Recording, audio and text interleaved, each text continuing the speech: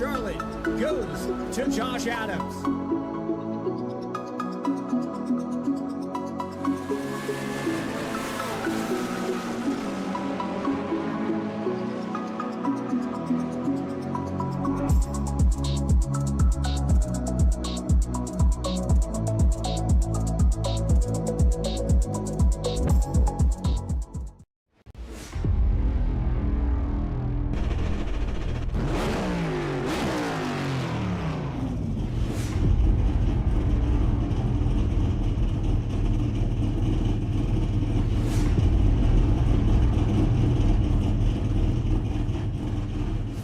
Tonight's action is brought to you in part of Simu Nation, empowered indeed by NOX Gaming. Shop for all major sim racing brands under one roof. NOX Gaming also offers PC building services throughout Canada. Tonight's action brought to you in part also by Wolf Sim Racing. Wolf Sim Racing builds the high-end gear that makes the difference. Precision engineered dashboards and mods designed for ultimate performance. Don't just play the game, live it. Tonight, we expect things to get pretty wild as we're around the midway point of the season after this mark. Mike, Florida, when it comes to SEBRING, known for its respect of how bumpy the circuit can be, but also how technical parts can be, as well as some of the areas such as the Owen Strait. It's known as the GOAT track, a track as old as about the 1950s, of World War II runway at one point in time.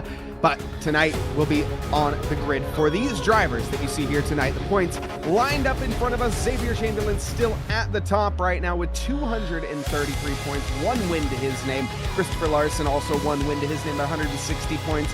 Maxim Messenev down in 153 points for third position. And again, the last of our winners thus far, 3 winners in 3 races, Justin, and the rest of the drivers not too far behind when it comes to the points. Yeah, that's the understanding when it comes to today. It should be pretty intense how things can go. Remember last time out, though, the drama with drivers running out of fuel on the last laps. That included the Ford Blues running out of gas in the closing stages. But as these drivers prepare for today, it's time to look over to your track guide. Brought to you by Wolf Sim Racing, driven once again by Xavier Chamberlain. Let's take a look at this one. Mike, talk us through this track. Now this is a bit of a flat circuit, but as you mentioned, Justin, it is bumpy. You want to use all of the track that you can here, get as close to the wall and run out wide. You can dip a tire onto the dirt. It's not the end of the world, but it certainly can be if you go too deep. Down into the next few corners, it is a back and forth 3, 4, 5, left, right, left. And long left-hander till you get on the accelerator. The understeer central, as it feels like. A little bit of a hair down moment as you go through Big Bend and down into the hairpin. Decent overtaking opportunities here. If you're bold enough, you can get a good run, fight your way to the inside, and force your opponent to the out. It gets a little tight, though, as you can see. The grass is never far away here at Sebring, and that can be the end of a lap in no time. Get another bit of a breather through Fangio and on the way down towards Cunningham in turn 10. Don't really want to be making any overtaking chances here. It's a high-speed, high-commitment corner, and you're gonna be bumping and banging, we'll put it lightly. Through Collier and down your way towards the tower corner. This is another setup opportunity where you can prioritize your exit on the way down towards Bishop Bend, turn 14. You blink and you miss it. This is a flat-out sector that requires a tremendous amount of commitment. One of the worst parts for me personally on the track. I always seem to end up deep here. On the way through the curb, using all of the circuit to your advantage, touch the curb on the inside, touch the grass on the out, and back on the accelerator, and on your way down to another decent overtaking opportunity, but more importantly here, gonna be the final corner of the track. Sunset Bend. Long right-hander, chuck it in, get onto the accelerator. And on the way through, get as close to the wall, but not quite touching, and back through, and that is going to be turn 17 done and dusted in one lap at Sebring, brought to you by Wolf Sim Racing. Yeah, and it's going to be for drivers here. Mike, it's important to mention, pardon me for cutting you off, There were rainy conditions in practice. How does that change how you approach this track? Well, as we can see here, this track is going to be very important for qualifying, especially as it is so flat, so difficult to overtake. 3.7 miles or 6.1 kilometers these drivers have to tackle with 17 corners, 10 to the right and 7 to the left. 3 meters of elevation to be found here. That's about 10 feet for us Americans. And as we can see here, Justin, as we get into the race format for tonight, it's going to get long. Yeah, 75 laps, remember, as usual, custom setups when it comes to Simu Nation competition, which means all these competitors be tested on how much their work's been put in. It's also worth noting we are running with the endurance layout. What does that mean for our drivers? You see how there's the front straightaway pits, usually where the paddock club is. Now on the right side-ish of your screen right now. Instead, we're going to the left, where you usually have a lot of the garage areas set up. That's instead where crews will be working all throughout the day for their pit stops. So we'll be pitting down the Ullman Straight instead of right along the front stretch. Guarantee that won't cause any confusion whatsoever for us in the broadcast, but we'll get through it, I assure you, tonight. The pit stops we can expect somewhere around the 30s, I would imagine, when it comes to the laps. We'll see as we get into it. Obviously, some of the cars, Justin, being different fuel.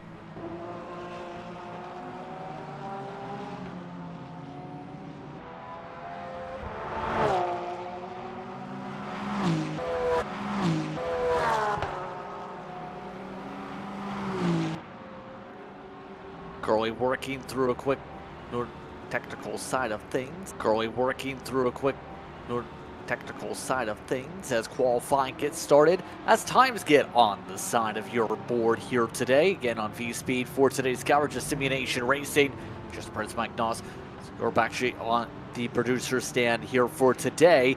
And an interesting trend already, Mike. Already, if you've noticed here with the cars, a lot of one-lap shootouts for qualifying. A lot of people taking the lap, taking the tow. Not a couple-lap build-up like we normally would see.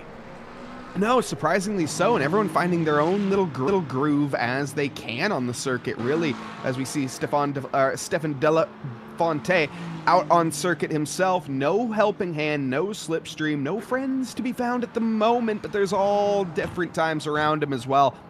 It's early in qualifying. There's still plenty of time to go.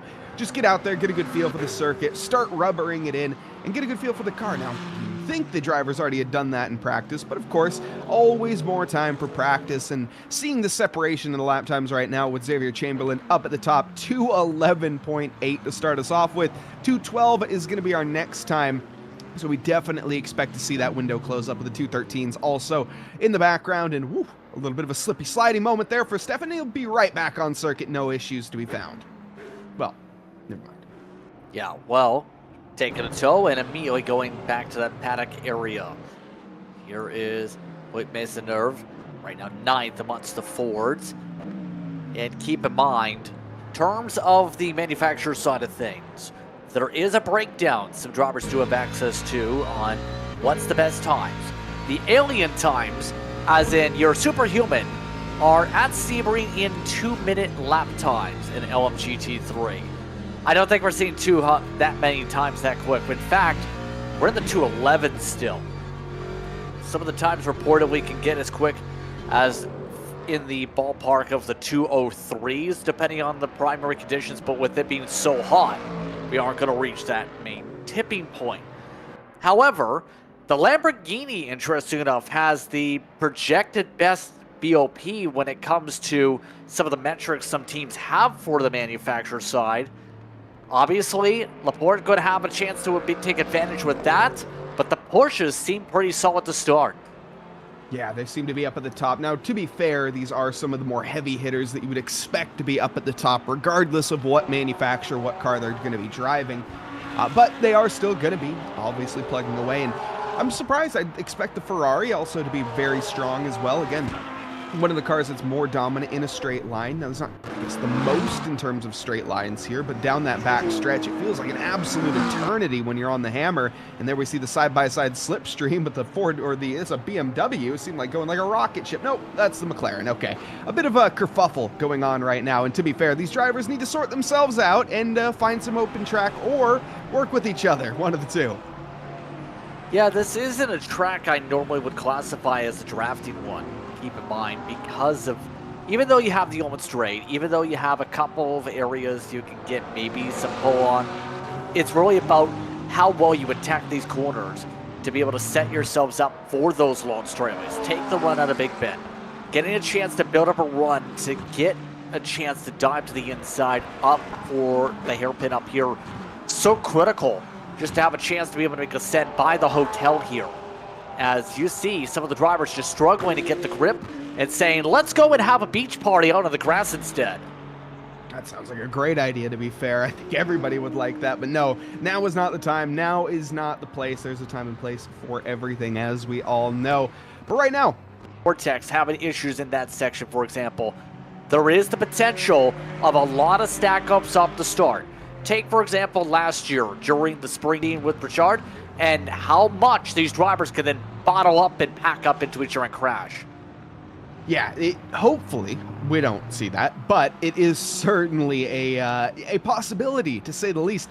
These cars, these tracks, they're not, it's an old track. It's very, very narrow when it comes to the modern day wide body GT3s that we have out there. I mean, this Aston Martin, honestly, is one of the smaller cars in reality, the Ford Mustang being an absolute giant, even the Ferrari being quite wide these days, and every single car going to be all out, kerfuffled together, and yeah, it can cause a bit of chaos. Now, of course, we pride ourselves for the quality of racing here at the community Simu Nation, so I don't expect that too much, but anything can happen in motor racing, and it normally does. We see crazier things. You know who's having a good qualifying run? The 22. Days Arnaud is up there in 4th position as we go on. Keep in mind, 12 for the point standings for that Porsche, your second highest of the Porsches as well. We still fall to the 87. Keep in mind, for Jonathan's case, his best finish was 4th to start the season. You know how he's been since then? 20th and 17th. So it's not been great since the opening round where he was looking electrifying. This track seems to suit him to start off this round, though. Yeah, luck has not been a lady, unfortunately, for him, but tonight can always change. Let's see if we can bring it back, just get the consistency down is I feel like what needs to happen, going for the desperate dive bombs and even just trying to go for defenses that maybe aren't going to be the most valid. That's always the big chunks, I guess that you could say, that get taken away from drivers, and I'm assuming ignore the graphic on the left as everybody is on wet tires. That doesn't seem correct. That's actually an interesting question. We'll get clarification on that because I do see blue wall tires on the side. I doubt they're running on wets on a dry track. But with under 9 minutes to go, look at the weather. That is maybe a thought here. It is light rain on the projection. We're not seeing any rain spitting around and no puddles flying up. Where in practice, it was full rain in the session. It is pretty windy. Look at that, 25.2 kilometers per hour at the moment, locked. Yeah, it is, and still, I'm just watching the onboards here a little bit closer, and I'm seeing occasionally when they hit the curbs, I can't tell if it's grass popping up or if there's a little bit of water on track, but that certainly explains the slippy, slidey moments that we're seeing from a lot of these drivers. A few, I think even Xavier Chamberlain struggling. I just watched him go around on track, so not necessarily the easiest conditions for a very not that easy track. Yeah, you have to think weather is going to be a factor for much of this race, just with the way the skybox. Top